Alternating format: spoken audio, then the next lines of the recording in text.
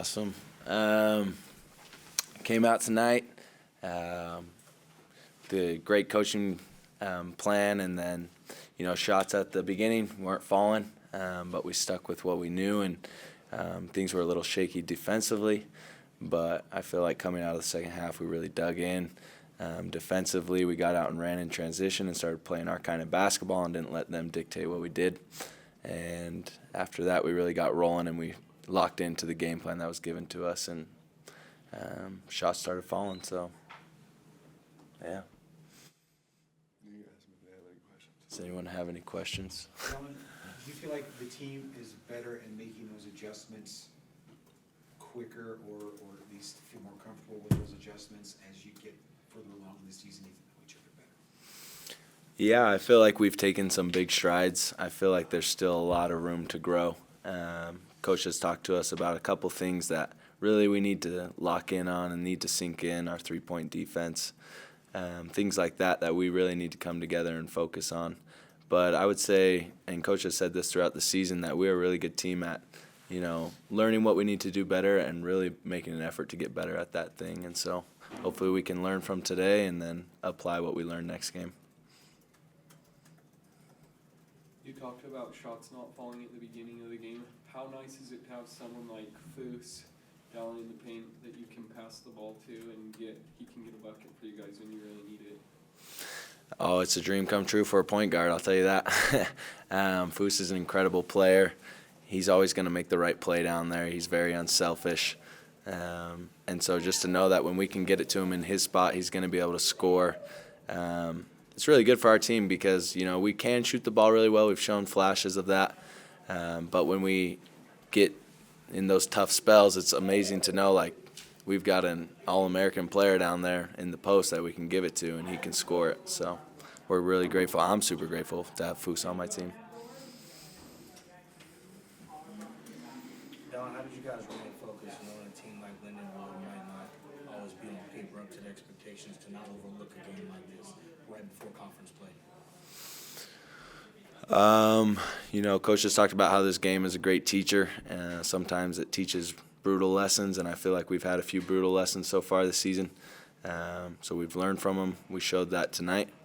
And, this is D1 college basketball, so you can't overlook anyone because on any given night, someone can show up and give you a game. And so just got to not overlook anyone and play our game. Coach, how pleased were you with Jackson Robinson's play tonight? I mean, he goes 4 for 4 from 30. Yeah. Probably his best shooting night as a Cougar. Yeah, interesting about Jackson. He's, hopefully he's growing into a player where he's making shots is not the headline of his game. He can impact the game in so many different ways. His feet are so good. His length is so good. His balance is so good. He's so secure with the ball. I think he's just trying to open up a new part of his game, just attacking off the bounce, which is super exciting. And so the goal for him that we've been talking about the last few weeks is let's have you making or missing shots be the last thing we talk about when we're evaluating your game. And I think he's starting to try and feel that and embrace it. And something crazy happens when you actually worry about the controllables. The less controllables get better. And I think he felt that a little bit tonight. And if he had gone 0 for 4, he could have still had a huge impact on the game. And that's what I'm hoping he embraces. Coach, what's different about the mentality of this team in the last week? I mean, not just even compared to the dry spell before, but even the start of the year. It just seems like they're more focused or determined. Or, I don't know where the right word is. Well, what's different about the mentality? We're getting to know each other a little bit, and I wasn't a great, our learning curve was delayed a little bit because we were new and a little bit because I'm trying to work a different direction. And there was a lot of little bits that contributed us not really having the best chance at knowing ourselves as well as we needed to early in the season. And so, I think that's it. I think we're just getting a little bit, we're getting to understand ourselves a little bit better, in some ways a lot better. And we're all the lessons you have to learn, not just learning how to communicate a ball screen defense at all 5 positions, but also learning how to, react to certain in-game situations, how to, come prepared with a mentality every single night where you have to go, play your best game in order to have a chance to win. How to, deal with, public criticism and public praise. And like the lessons that this group has to learn is endless, the list of lessons, because we're just so new. And that's actually really fun. Today we're going through shoot around. I mean, in some ways you're just a bad coach, right? So today we're going through shoot around. I'm like, hey, we're in pistol, slice, snap, punch, hold. And here we've been rolling for the last 3 weeks where I've kind of thrown that term in intermittently, and it turns out none of my guys understand what that even means. I lost my mind, but really I was frustrated with my guys, but I was more frustrated with myself in terms of like, it's like, we have to cover, we get to cover everything. There's, the less we assume that we know, the better off we're going to be. So, I think that's what we're seeing. What's really incredible is that we have a group of guys that, and I'm telling you, I don't think it's that common. You have a group of guys that are engaged enough to try and learn through some adversity, and hang in there together, and that's been super special to coach, man. The insides of our guys on this team are incredible. Like it's really special. And Dallin Hall's an unbelievable leader, and a lot of that emanates from him. He's like a sieve. He just wants to take in so much information. He's taking in so much information, and incredibly, it's not overwhelming him, which is super. That's not very common, guys. Usually, when you have to take in all this information, it starts to overwhelm you, and you're not 9-0, right?